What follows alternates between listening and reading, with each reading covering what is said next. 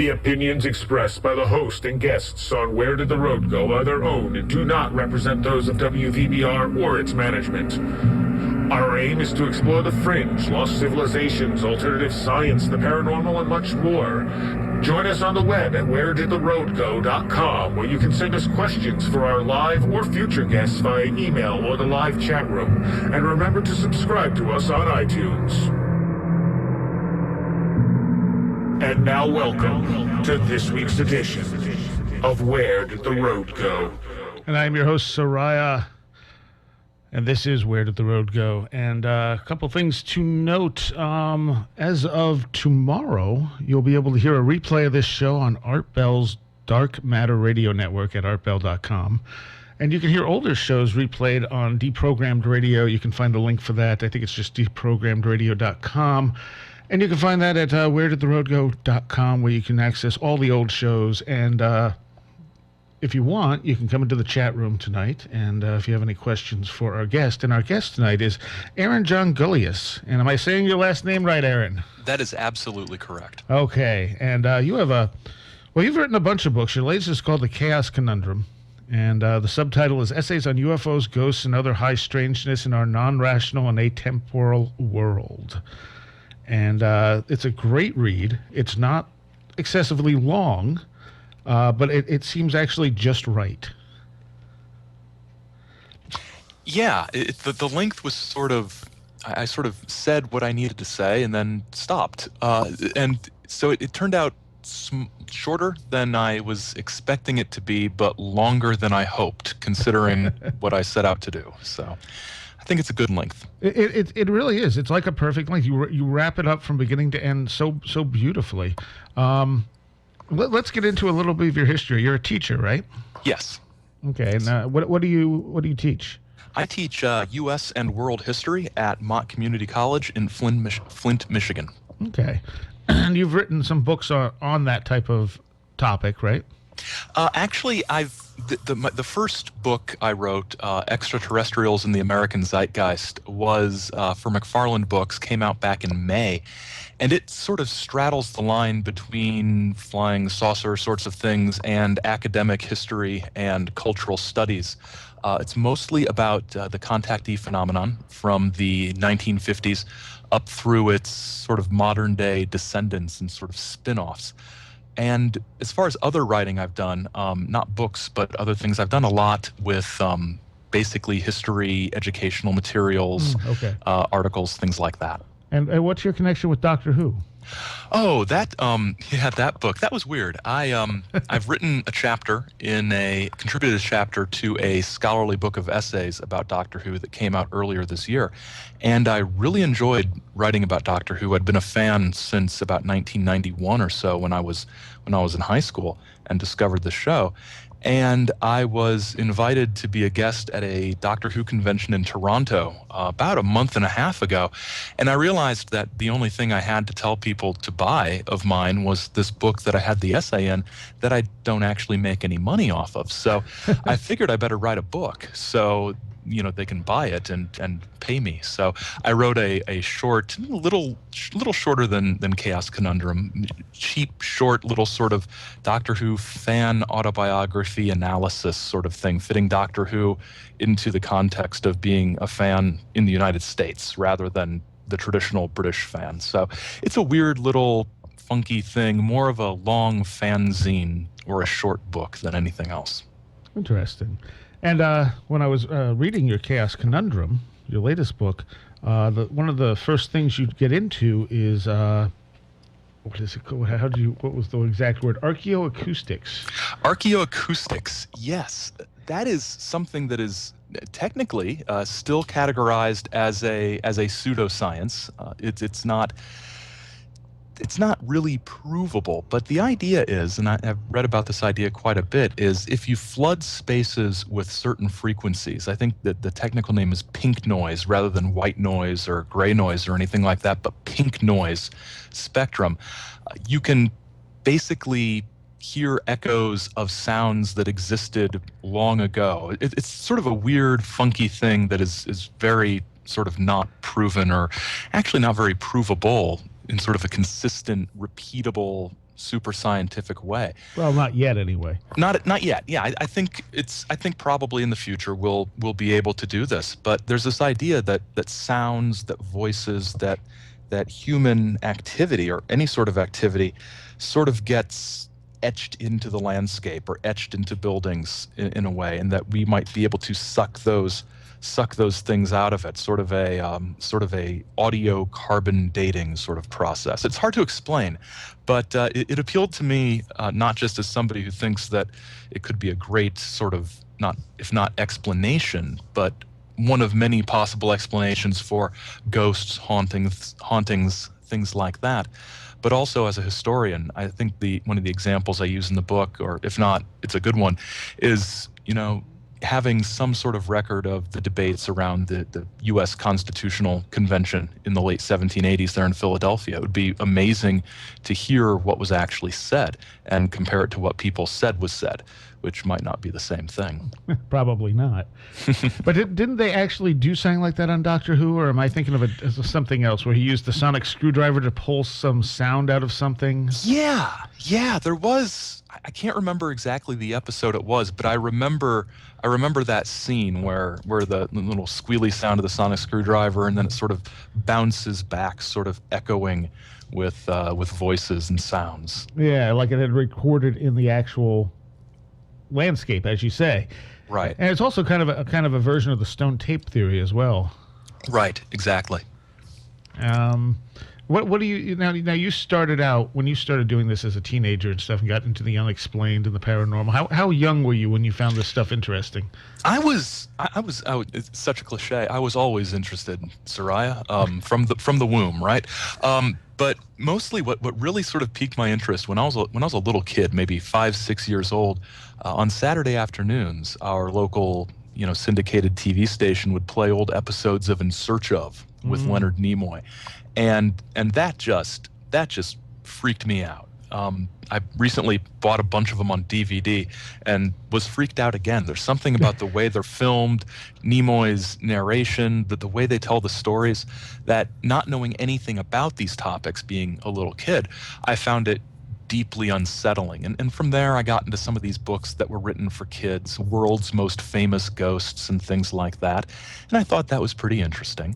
And then in high school, I discovered flying saucer type things almost simultaneously with the X-Files beginning in 1993, sort of when I was getting ready to go off to college and have access to the internet, or what passed for the internet in 1993, which was mostly Usenet and Gopher, if you remember those things. So I was hanging around on alt-alien visitors and the Paranet discussion boards and reading all of these theories and all of these text documents that you can still find out there on the internet that explained everything and tied it all together, and brought in John Lear's ideas, and the Matrix documents by Val Valerian, whose real name I think was John Grace, if I'm not mistaken, and then Bill Cooper, of course.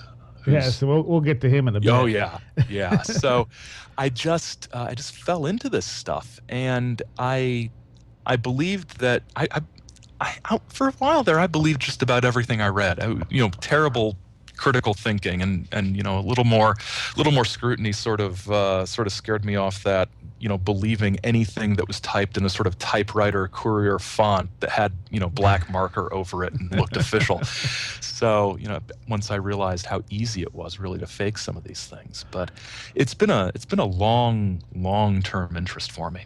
And just as an interesting aside, I actually do post this show on Usenet. Oh, excellent. I posted in the Alt Binaries Paranormal group. Oh, I actually have played around in there recently. So yeah, that's Usenet's great. It really is, and most people don't know anything about it, despite the fact that it's older than the World Wide Web. Yep, and it's still out there. Some of the more robust conversations, I think, have moved elsewhere for most topics. But if you go to the alt conspiracy group, there's still a lot of discussion taking place, and a lot of flame wars and the usual Usenet things. Yeah, that's just internet things at this point. Yeah, now it sort of moved out from there. Yeah.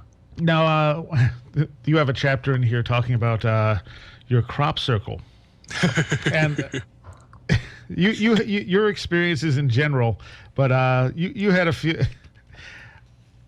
You're very candid about the whole thing. Yeah, it was fun.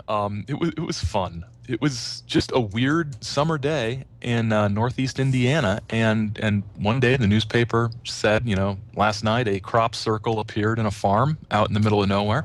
So me and my buddy, we were like, well, let's dress like UFO investigator types, whatever we thought that might be. And I had a membership card from something called the UFO Investigation Agency, which I can't find any trace of now. And I was the head of strategic investigation team 1310, which consisted of just me. And so I had my fake little ID card, which I forgot to take with me to the crop circle. And it was a crop circle. It wasn't one of these super fancy decorative ones like you see on pictures, and especially over in Britain, but it was a large, probably 40 foot across, rough circle that looked like it had been sort of tramped down. And it was interesting, and there were very interesting people there. Some people who thought it was absolutely real, and others who thought it was real and it was frightening, and that me and my buddy were actually government agents coming to investigate him. One old guy who was just paranoid. He just kept looking at us. We were actually kind of scared. We had to try to convince him that we were absolutely nobody important, and that we really didn't care that he knew the thing was real. We weren't the men in black. I was the man in tweed, which was bad because it was 90 degrees. It was like July. But, UFO guys should run around in tweed jackets, so that's what I put on. Because I'm an idiot, right? So my friend was wearing like all black and then like a trench coat. It's like, we looked like morons, but it was very fun. And we had I think the book talks about, we built a fake device out of an old slide projector, and we called it the paranormal energy detector. And my buddy was like walking along the ditch, pointing this thing at it, and looking through the lens, and then yelling out numbers, which I would repeat into a tape recorder. That meant nothing. That meant absolutely nothing. And people were just very confused by us, very, very confused by us. But it was an interesting experience talking to people who believed this to be an absolutely strange, out of the normal event, and the wide variety of reactions they had, from awestruck wonder that the Space Brothers are communicating with us, to paranoia that because he knows that it's real, we are going to lock him up, send him to the American concentration camps, or put him in a Walmart warehouse somewhere where he'll never escape, or do something to him. So it was an interesting sort of experiment. And it was also, looking back on it, a shamefully dorky thing to do. Yes, you include all the dialogue between you and your friend. It is horrifically realistic. As far as I remember it, that is exactly how we sounded. And we still do. We sort of lapse into this melodramatic dialogue whenever we talk. It's very strange. Well, it was quite entertaining, to say the least. What do you think about crop circles?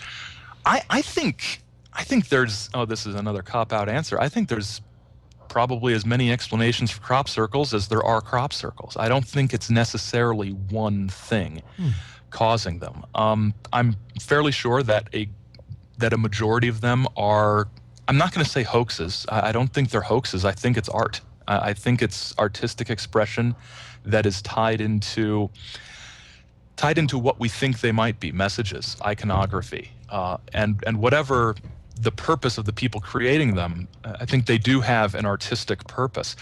Now, there's some really interesting research that illustrates or suggests that there are some, fundamental changes occurring to the crops, sort of plasma burns, blistering, things like that.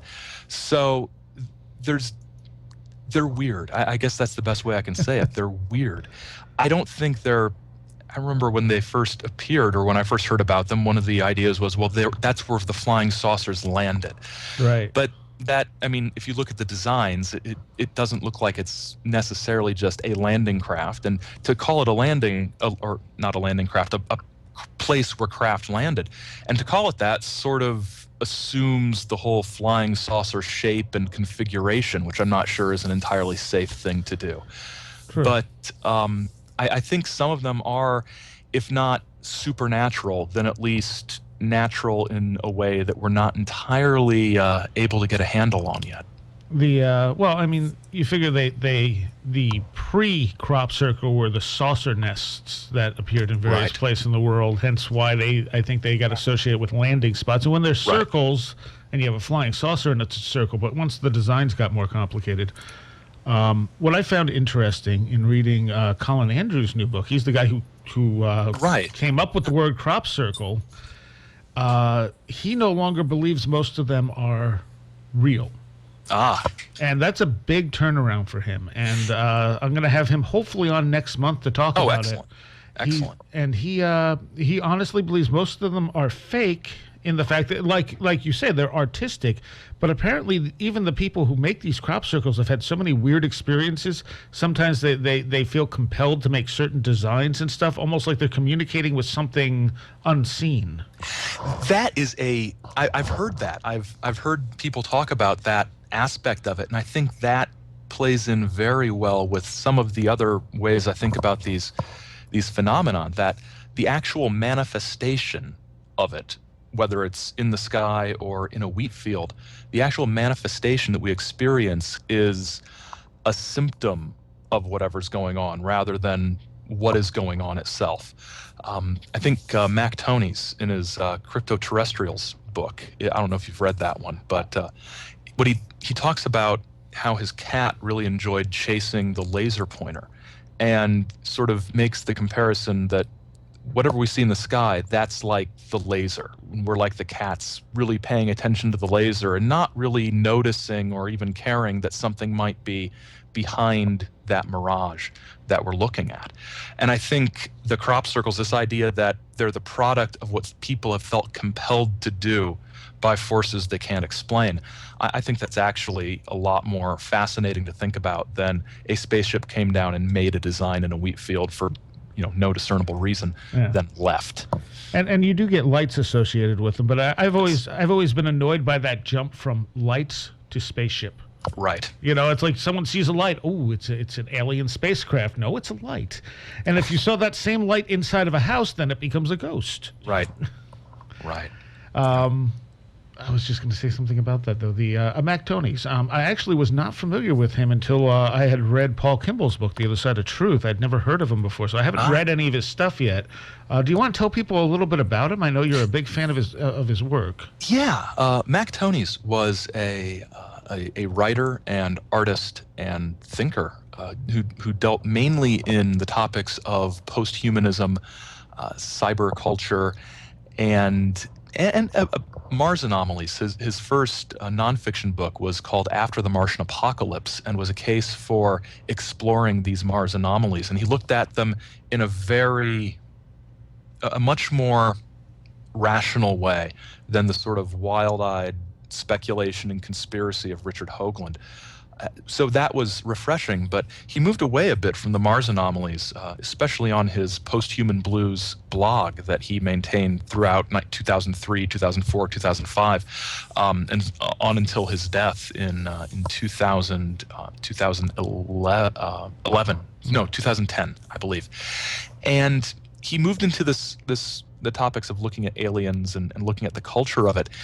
And he came to not a conclusion, because he was actually probably didn't believe the theory entirely himself, but as a thought experiment, as a possible way of looking at these alien contacts, introduced a concept that he called the cryptoterrestrials. The idea that there was an evolutionary offshoot of humanity that was hidden on the planet that we were interacting with, and that this might explain some, not all, but some alleged alien encounters, and would sort of address the idea that, for example, things like the abduction phenomenon and needing human genetic material and those sorts of tropes that go through these stories. These creatures act like humans. They act like they are treating us like lab animals. So they fit within in many ways, the same anthropological sort of bubble that we do. And so he thought about this cryptoterrestrial notion as a way to possibly explain some alleged extraterrestrial encounters. I corresponded with him online. I never met him in person, but I started reading his blog back in 2006, 2007, along with Paul Kimball's, and then Greg Bishop's Project Beta book came out around the same time, and I started reading a lot of Nick Redfern's stuff. And really that was this sort of core group of people who really got me more deeply into this topic than I had been in a long time. Yeah, I plan on picking up some of Mac Toney's stuff at some point, because everything I've heard about him it sounds very unique. He was an amazing thinker, and a cheap plug for Red Star Books, which published the Chaos Conundrum.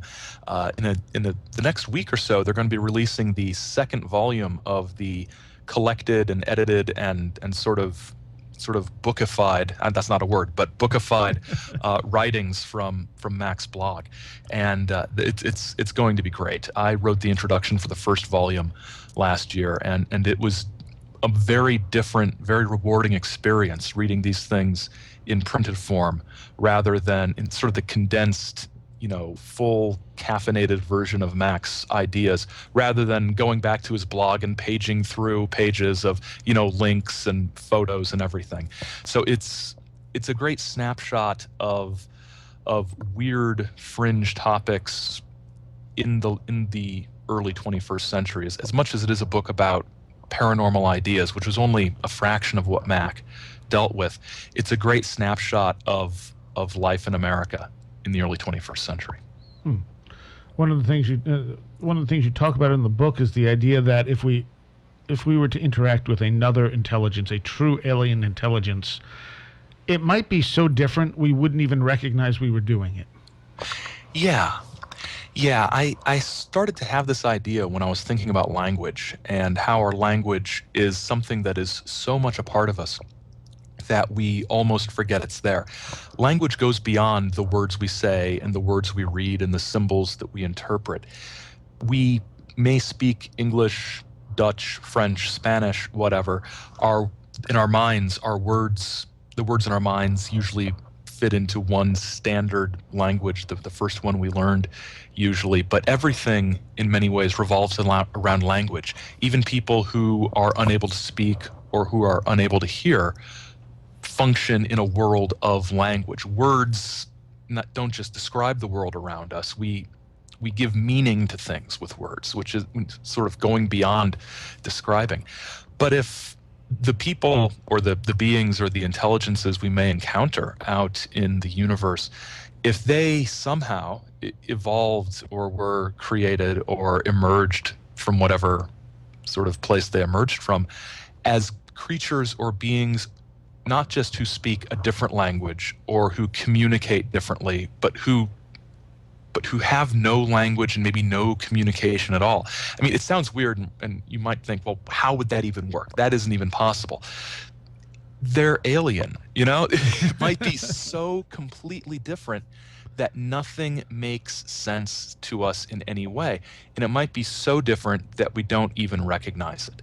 And that's why I'm so amused at many of the theories and stories about aliens and alien encounters that pop up, because it's so clear that whether consciously or unconsciously, and I really am leery of labeling people hoaxers, because I think often what people describe speaks to some actual experience they had, and they're putting it in whatever framework they can.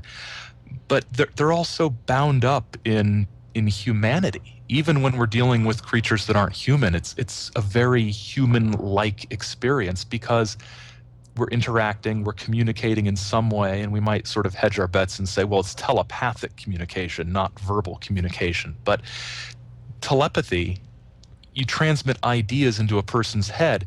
It may be an image that's placed in your head, but in some way, at some point in your brain, language takes hold, and you give a word to that image that's in your head. If the words aren't there, then that would be a very, very strange experience. Yes, yes, it would. And I always, for ages, I've always wondered, they'll say, well, there's no life anywhere else in the solar system. And how do we know there's not some form of life deep in Jupiter that we just don't conceive of? I mean, look at the stuff we found on this planet that's living in these super hostile environments that we never expected to be able to, in vents of volcanoes or deep under the ice. There are people, not people, but there are things that live at pressures and depths in this planet that we could not even imagine. And those things are alive. They're alive in a way that we can recognize. Yeah. And yet they're so much different than anything else that we might encounter. So how different might be life that we don't even think to look for? Because we assume nothing could live somewhere, so we aren't even paying attention. The one thing about life is it seems to adapt to its environment, and it seems to be, as far as this planet is concerned, it's everywhere. So what makes this planet special? Why wouldn't it be everywhere just in general? There could be stuff living in the heart of the sun for all we know. There could be.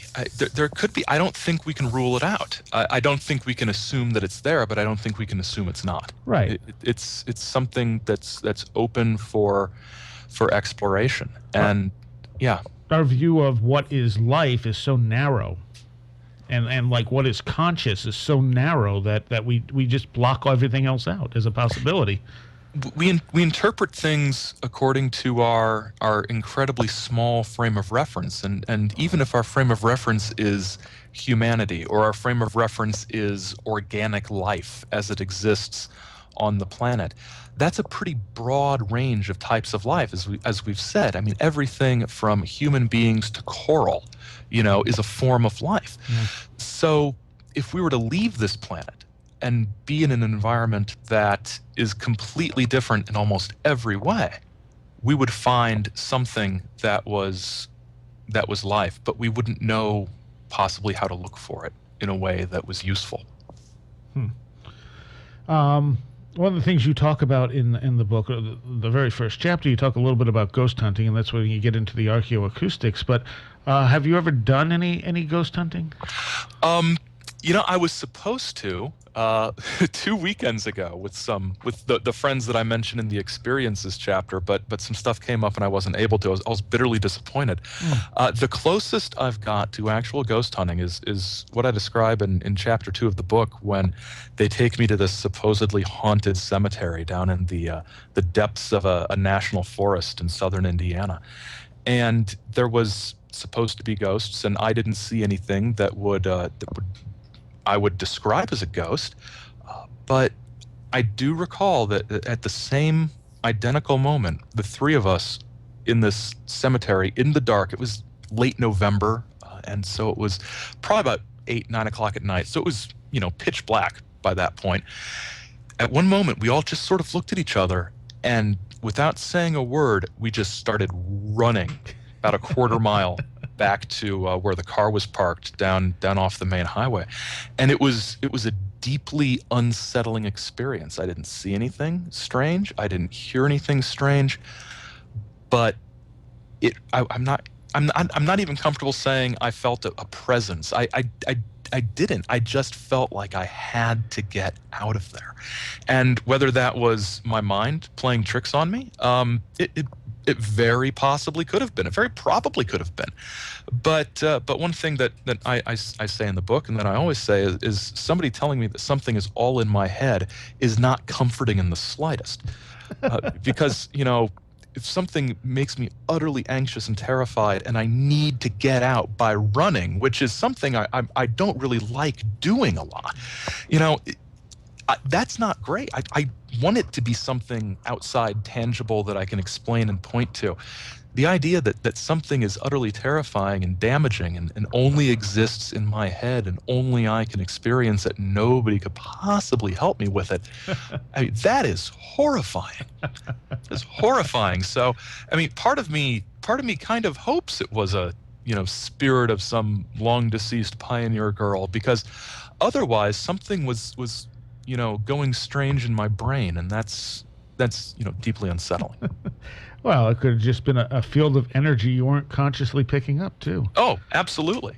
Absolutely. I remember John Keel, I think it was in the Mothman Prophecies, where he's sitting in the TNT area, and he says he hits a point where he can't move forward, and something there just is scaring the hell out of him, and he has no idea what it is. He's not seeing anything. He has no rational reason to be afraid, and I think he connected it to extra low frequency waves having that effect on people. Yeah, I remember that part in Mothman Prophecies, and when I think I read Mothman after this experience, and that did resonate with me. And I looked around a little bit for anything in the area that might have caused those extra low or extremely low frequencies, and I don't think I found anything. I sort of dismissed it. But yeah, I actually connected to that in haunted houses and extremely low frequencies. I just remembered this. Do you remember? I don't know what your age is or anything, but do you remember the Alfred Hitchcock and the Three Investigators series of mystery books for kids? Not offhand, no. Okay, it was just a goofy little series from the 50s or 60s where, for some reason, these three teenagers were solving mysteries, and Alfred Hitchcock was supplying them with a limo and a driver because he wanted to hear about their mysteries they solved so he could steal their ideas from movies or something. It was a very strange series of books. But in one of them, there was a haunted house, and it turns out that the house wasn't haunted. What somebody was doing in a very Scooby-Doo-like way was scaring people off with, a hoax that made people think the house was haunted. But what always stayed with me, and our conversation jogged my memory of this, is that the mechanism used to persuade people the house was haunted was an old pipe organ that was adjusted to play notes so low that the ear couldn't physically pick them up, but that the brain could detect. So extra low frequency pipe organ notes were the cause of this haunting-like anxiety. So it's definitely something that at least was in kids' books back in the day. Yeah. I love graveyards. I love exploring old graveyards, and I've seen, been in old ones. I've been in new ones. I've had a lot of weird experiences in some graveyards, and it's always the really old graveyards. Yeah. The newer graveyards, I've never had a weird experience in, and the more I thought about that, the more I realized that these older graveyards may very well have been picked. That location may have been picked because it was a sacred spot. Whereas newer graveyards are just picked because, we have room there for a graveyard. Yeah, that's an interesting way of looking at it, and it certainly connects to the idea, sort of historically, that holy sites tend to be recycled over time. Pagan spots are repurposed to Christian churches, are repurposed to mosques. The Ottoman Empire comes in and churches are converted to mosques and things like that, and then back again and back again and back and forth and back and forth. But the idea is going back is perhaps at some point before any of these things existed, there was some kind of nexus point, some kind of connection to something ethereal that people connected with, and so this spot wasn't made holy by the building or the priest. The building or the priest or what other holy person there was simply provided a sort of public recognition and symbol for the spirituality or the essence that was already imbuing that area. Yeah, and it could be something as simple as earth energies that are different in that spot. Yeah, the sort of ley lines or telluric currents or what have you. Yeah. There's again, science is sort of still struggling with some of these ideas, but there's a lot of in any case, the way I look at it is, regardless of science, there's some good stories and interesting things to think about surrounding those ideas. Oh, certainly. But it had always bugged me that, I'd be in these newer graveyards and there would be nothing there. I never had an experience, but I'd go into certain old graveyards and I'd have numerous experiences. And it's like, okay, if it's just dead people, it shouldn't matter if the graveyard's new or old. Right. So it's not the fact that it's a graveyard. So that leaves the location itself. What's different about the location between the new and old? And I mean, it's just a theory, it's a speculation, but it's the only one I've been able to come up with that makes that connection make any sense.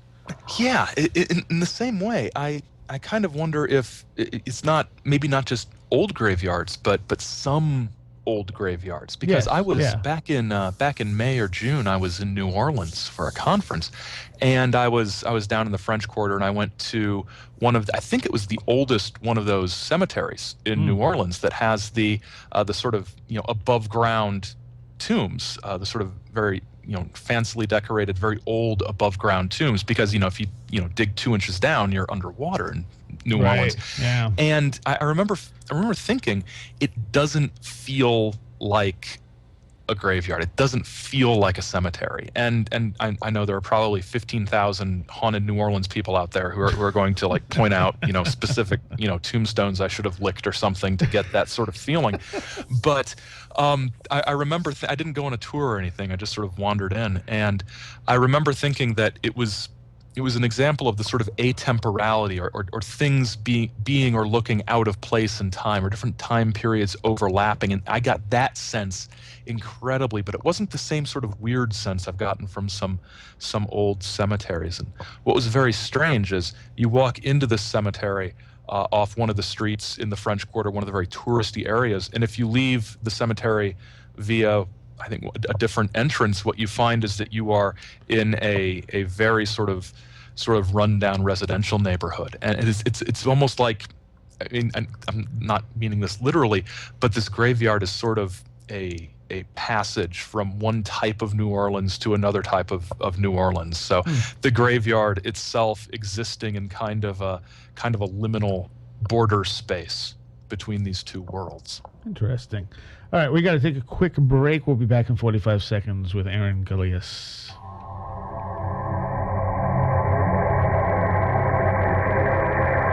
The opinions expressed by the host and guests on Where Did the Road Go are their own and do not represent those of WVBR or its management. Join us on the web at wheredidtheroadgo.com, where you can send us questions for our live guests via email or the live chat room. You can also check out our upcoming schedule, blog, links section, book reviews, videos, and links to our Twitter, Facebook, iTunes, and much more. That's wheredidtheroadgo.com. And indeed, if you have any questions for Aaron, you can go into the chat room and I will pass them along.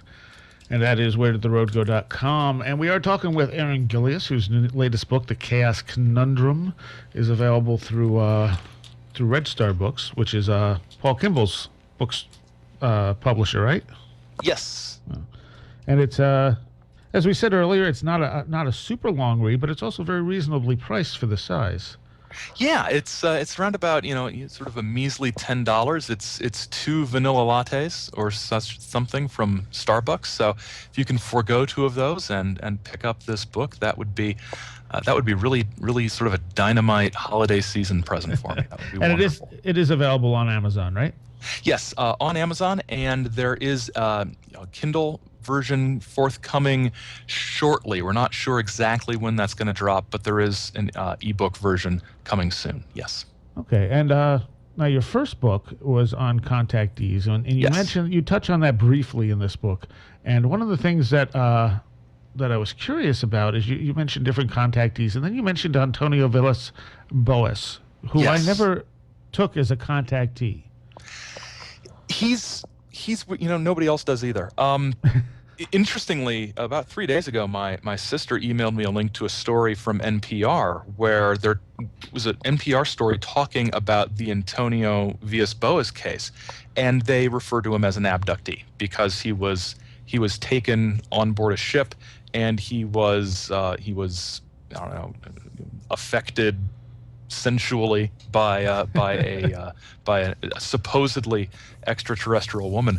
But one thing about the Antonio Villas Boas story that I sort of place him in the contactee camp. I think he can comfortably straddle the line. But the contactee aspect of it to me is that he was meeting with somebody who was distinctively humanoid rather than a gray, sort of the classic abductee style alien.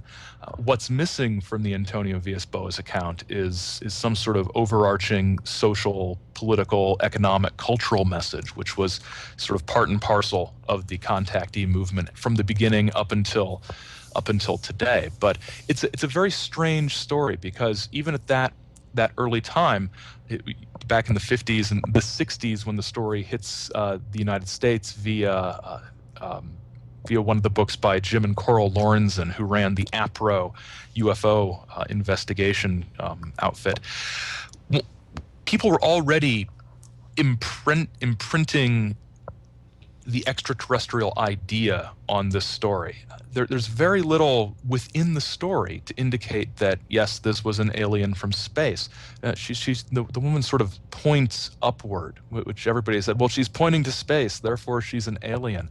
I know Mac Toney sort of liked to toy around with this story being a good example of his cryptoterrestrial hypothesis, where this person was just a little too human. The supposed alien was a little too human, and importantly, I mean, crucially, she was apparently sexually or genetically compatible with this South American farmer fellow. The odds that, like we said before, that life is going to be recognizable from another planet are remote. I mean, I think it's almost infinitesimally remote that the chances are that they're going to be, reproductively compatible with us, even at a sort of surface level, as far as, just being able to even pretend to be. I'm waving my hands embarrassedly right now, trying to come up with a way to say this, but just the idea that somebody from space would be enough like us to engage in sexual behavior with us is extremely unlikely. Unless it's some sort of Star Trek thing where we're all seeded from the same alien race. That's what I was going to say. Or you take the ancient alien idea into account. Do you want to tell people who are probably? I'm guessing a lot of people aren't fully aware of what the contactee thing is versus the abduction phenomena that happens now. Yeah. The contactees are a sort of collective name for people from the 1950s and 60s especially, who claim to have had face-to-face or channeled telepathic encounters with aliens from other planets. And significantly, these encounters were with aliens who were physically human in appearance, generally very good-looking humans with blonde hair and blue eyes and almost a very Aryan look. And generally, there was some sort of message of social reform, political reform, economic reform in these contacts, beginning with George Adamski from California, who was the first of that phase of contactees. He had photographs of the flying saucers and things like that.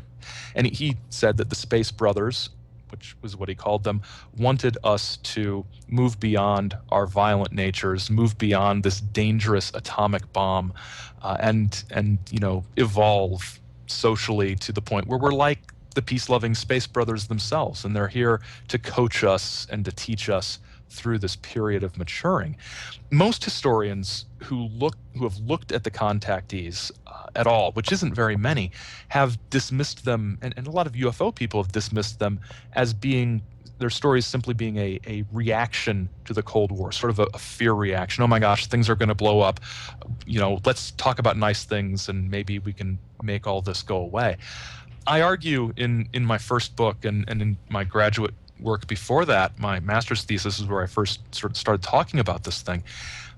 My argument is that the contactees represent, rather than simply a sort of knee-jerk fear reaction to the nuclear age, they represent a subculture or countercultural, almost protest movement, protesting about very real, significant political and social problems in a way that wouldn't get them too much negative attention from the powers that be, although they did receive some attention from the FBI and so forth. Because if you're talking about getting rid of private property in the 1950s, you're going to get hauled in front of somewhere and accused of being a communist. Right. So if you say, well, the Space Brothers told me that on Venus, this is how they do things, you just sound crazy. So you're able to get your message out to the people who you think want to hear the message, and perhaps get those ideas and those memes implanted in the culture that way. I mean, it wasn't wasn't very successful. And when reports and investigations came back, demonstrating very clearly that these contactees had lied about their credentials and lied about their photographs and were discovered to have been hoaxing photographs. They lost all credibility on the flying saucer side of things, which unfortunately also robbed them of credibility on the path of giving advice and instruction for how to make the world a better place in a terrestrial sense. So, and this would go on into sort of blend in with a lot of New Age thinking in the 1970s, and in the 1990s and 21st century, I think there are aspects of the exopolitics movement that are very much in tune with the contactees, as far as using these stories of alien intrigues and alien visitations to push and to promote certain social and cultural and political agendas that might not be heard otherwise. And I have a chapter about the exopolitics in the Chaos Conundrum, where I sort of go into that a bit. Yeah. That's why I didn't think Antonio quite fit, because he didn't have that sort of message. He was just freaked out about what happened to him, which to me puts him more in the line of a Whitley Strieber, who was freaked out about what happened to him. Yeah, and I agree. I think there's an excellent case to be made for it being in the abduction camp. The human nature of it, and the idea that it was sexual rather than strictly a medical sort of thing, is what sort of it's sort of I don't know if I want to say a transition point, but a transition point between the contactee stories and the more sort of exploitative abduction experiences. The contactees weren't generally harmed. They saw these experiences as overwhelmingly positive. And although there are some abductees who have portrayed their experiences as positive, many of them, in the connotation of the abductions, the very word abduction connotes something negative. Yeah. Nobody enjoys getting kidnapped, right? So, or being taken. Some people might.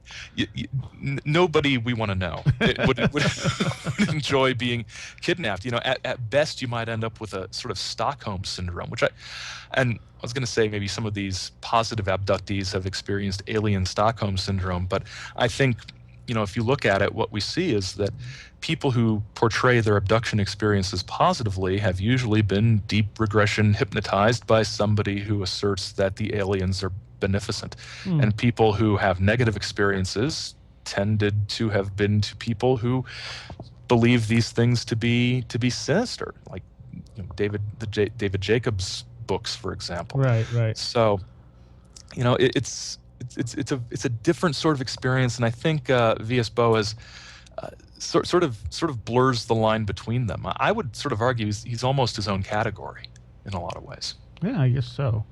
The way I look at this, I think Whitley Strieber is a great example, where he initially was terrified by what was happening to him, but the longer it went on, and I don't think it was a Stockholm syndrome, that he realized these may not be as negative as they initially appeared. And I also like where Graham Hancock will take and show the similarities between that and shamanistic encounters, right? Which are initially horrifying, but eventually teach the shaman about himself and the way interactions in the larger scope work. Yeah, I agree. I think Strieber's case is incredibly fascinating, because from the 1980s through today, there's been such a remarkable progression of his thinking on these things. Yeah. And I don't agree with everything he says, and I don't, but he's always worth listening to, even when I think he's being, particularly and willfully odd about these things. I think he's always worth listening to, because his story does evolve. And if it, and I don't think it is, but if it is sort of I don't want to say I don't like the word hoax, but if it is a sort of fictional or metaphysical exploration rather than descriptions of literal events, I think he's done a good job of developing that story over the years. And if it's a real set of experiences, I think he's been very conscious in how he's moved through these experiences and tried to gain some sort of real meaning from them beyond simply wanting to figure out what happened in a literal sense. He's looking at its meaning to him and his life in various ways that is endlessly fascinating to pay attention to. I think if he did this story, if he made this up thinking it was going to make him rich, he made a huge mistake in his life. Yeah, because I mean, if he wanted to write stories and get rich, then his horror novels and his suspense novels were doing just fine. Yeah. This was I don't think this was this was not. If it was a money-making move, like you say, it was a terrible one. Yeah. Because just hearing his interview with Art Bell on Art Bell's most recent incarnation of his show goes into some interesting detail about just what this did to his career. And it's not pleasant, right? It's just... Not just his career, but his entire life. I mean, I don't know if it was on Art Bell or if it was on recent Coast to Coast, but he was talking about how he really hasn't made any new friends since early on when this started because he can't trust people. Right. It's affected him in almost every way you can imagine. And yeah, without knowing for sure one way or the other, I think it's very clear that something happened to Whitley Strieber. Yes. Something very strange and something very disturbing. Whether it's something that's deeply neurologically disturbing or spiritually disturbing or extraterrestrially concerning. I think it's very clear that this is the result of some sort of experience. And I think that if you said that to him, he would agree with you. He wouldn't want to nail it down, and he never has. And that's one of the things that's gotten him kind of blackballed from some of the UFO communities, is that he wouldn't just stick to, these are extraterrestrial aliens coming in. Right. And to be honest, the extant UFO mainstream community wants the same stories told in the same way over and over. They're like X-Men comics fans, this new writer and artist, this isn't like the X-Men was when I started reading, so this sucks, right? So there's ufology is a fandom. It's a fandom community, and a lot of the same parallels between there's a lot of parallels between ufologists and ufology buffs and comic book fans or Star Trek fans or Doctor Who fans or this odd phenomenon of grown men enjoying My Little Pony or whatever. Yes, the brony phenomenon. The bronies, yeah. I'm deeply troubled by this, but it's a fandom with that kind of culture, complete with little sort of hazing tests to prove that you're really one of them and that you know enough, you're knowledgeable enough to get into a conversation. Well, you haven't read all the Project Blue Book reports, and you haven't read this book and that book, and you haven't seen this documentary. Well, how dare you even talk about this? And I think what that's done is it's sort of scared off a lot of people who are curious and a lot of people who have interesting things to say about it. But luckily, the internet has made it easier for people like that to get together on their own terms. True. And we mentioned this earlier. I mentioned this name earlier. Well, Bill Cooper. You want to get into a little bit about him and the MJ12 stuff? Yeah. Bill Cooper was a master at taking other people's work, presenting it as his own, debunking it, and then running away, which is sort of how I see the UFO side of his career. He sort of appears on bulletin board systems in the late 1980s, talking about how when he was in the Navy, he was assigned to the commander of the Pacific Fleet's briefing team, I think is what it was. And in the course of this job, he saw some documents, and he presented these documents and the secret, the origin and purpose of MJ12 and this secret organization cabal of people whose existence had been hinted at by some supposedly classified documents leaked to Bill Moore and Stanton Friedman and Jamie Chandere back in the 80s. And Cooper jumps onto this and says, yes, this is true because it matches up with what I saw in the Navy. And what I saw in the Navy was blah, blah, blah, blah, blah. And then by the early 90s, it became clear that blah, blah, blah, blah, and blah had actually been circulating in various documents around the community for a very long time, at least, 10, 15 years or so. And so when Cooper is sort of confronted with these things, he says, yes, I was presented with disinformation in the Navy as part of an ongoing campaign to, disinform the public about what's going on. And then he shifted his pitch ever slightly to be UFOs and the alien abduction thing and the secret government talk are all disinformation designed to lean us away from the truth. And the truth is there is a new world order, one world government sort of thing, sort of standard anti-government conspiracy, right-wing conspiracy theory stuff from the 80s and 90s. And he moves into that direction. And he goes on to be one of the leaders of something he called the Second Continental Army of the Republic, which was basically one of these militia groups from back in the 90s. And he had a shortwave radio show, and he transitioned from being this UFO figure to being this right-wing militia figure, and it's very hard to find the point when he switches. But at some point, he just completely became on a different track to these things. And he's fascinating because he's so angry. He's dead now, but he's so angry and so passionate. In his radio show, he's a good speaker. You can get the MP3s for all of these things out there now.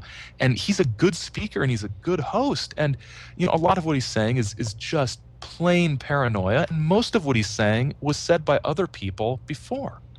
But he had this platform and he sampled it and remixed it and he presented it as his own as his own research, as he called it.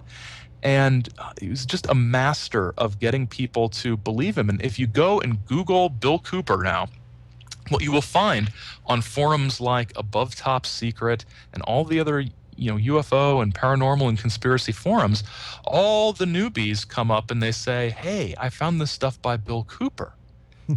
Because, it's the internet. Things exist outside of time on the internet. If it's there, it must be current, even if the date on the file is 1991, right? But it just came up on Google, so it must be a new thing, or at least a current thing. And so the past is it's not like old trends are coming back again. That's sort of an old-fashioned way to look at it. There are no trends. Everything is always here all the time.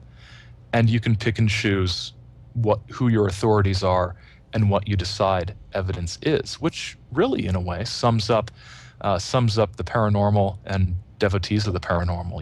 You get on your hobby horse, you ride it till it drops, then you shoot it and eat it for food. You just stay on that thing no matter what, whether it's Roswell or abductions or the secret government or the New World Order.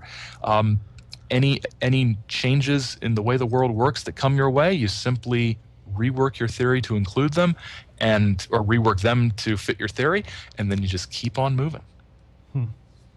Well, do you think that the contactees, do you think any of them actually had any real paranormal experiences, or do you think that they all just fictionalized this to push their belief systems? Oh man, cop-out answer time. I wouldn't be surprised if some of them did experience actual things.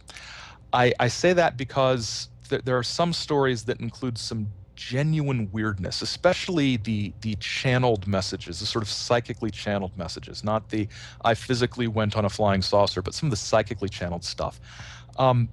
You and your listeners might be familiar with the name Albert K. Bender. Yes, vaguely. Vaguely. He was one of the progenitors of the Men in Black myth. Oh, right. Okay. Which was largely the product of Gray Barker, who wrote They Knew Too Much About Flying Saucers back in the 1950s. But that book was about Albert Bender, who ran the International Flying Saucer Bureau and was warned off. He claims to have discovered the secret of the saucers and then is warned off by 3 men in black, who at first are, in the Gray Barker book, initially are we don't know what they are. Are they government agents? Are they the FBI? Are they the CIA? Are they foreign intelligence officers? Are they aliens? Are they clerical people? Some people are all black, maybe clerical garb. The Vatican's trying to shut up the sausage searchers. But Barker very much leaves this open. And if you have a chance, and if your listeners have a chance, find a copy of They Knew Too Much About Flying Saucers by Gray Barker. It is one of the most fun, well-written books about the subject ever. And his book, The Silver Bridge, is a very different take on the Mothman thing than John Keel had. It's a very interesting take. But Bender, when he wrote his own book called Flying Saucers and the Three Men in the early 1960s, he describes the three men as aliens from the planet, I think it was pronounced Kaik.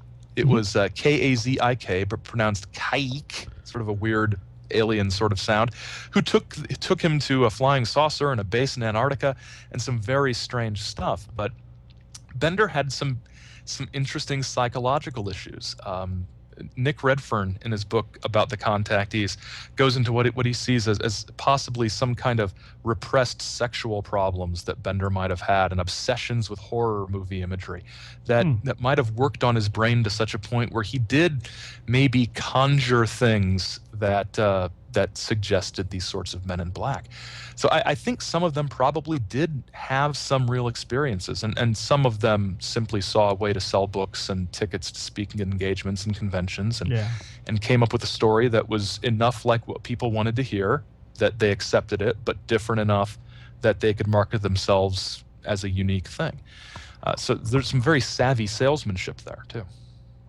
All right. Well, we're just about out of time. But I definitely have to have you back. There's a bunch of other stuff I wanted to get to. Absolutely. And, your new book, again, is The Chaos Conundrum. We've been talking with Aaron Gulyas. And this is subtitled Essays on UFOs, Ghosts, and Other High Strangeness in Our Non-Rational and Atemporal World. It's only in print right now. It's only $10. But you will have the digital version up soon. Yes, soonish. As And far as I know. Where can people find more websites and stuff like that? Yeah, my main sort of home is at ajgulyas.com. ajgulyas.com, and I'm on Facebook at facebook.com/Aaron John Gulyas. That's it's spelled like it is on your website, and there's a link right there. There is? I think so. Yes, there is. Yeah, there is. Okay. I was confirming. Yes. And I'm on Twitter as Furcon, at Furcon, Firkon, which is actually the name of one of George Adamski's friends from Venus. I chose that for my Twitter handle back in the day. And at those, Facebook, the web, and on Twitter, that's where they can find me and information about stuff I've done and stuff that's coming up in the future. All right. Well, I thank you so much for talking to us tonight. Thanks for having me on. And next week we have Mike Cleland, who's going to be talking to us a little bit about his own UFO experiences and the connection between owls and UFO abductees. So that's next week on Where'd the Road Go? Now some Psyche Corporation to take you out.